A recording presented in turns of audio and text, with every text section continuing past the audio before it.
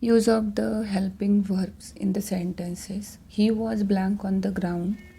The clue is here was. So for is or are, for was or were, we use the verb with ing form. So here the play verb is there. Ing of play is playing. He was playing on the ground. Sumedha didn't blank her pen.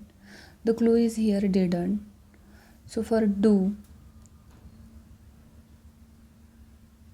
then does or did, we use the V1 here, original form of the verb. So here get. Get is the right answer. Sumedha didn't get her pen. Rakesh has blank to the market. The clue is here has. So for have or has, we use V3 or had. For this we use V3, third form of the verb. The third form of the go is gone. So right answer is gone.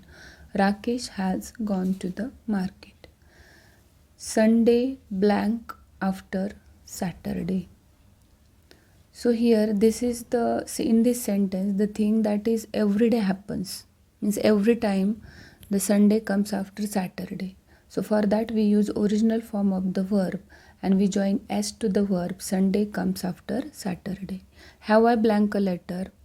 Here the clue is have. So same here, for have, has or had, we use V3, third form of the verb. So here written. Have I written a letter? This is the right answer.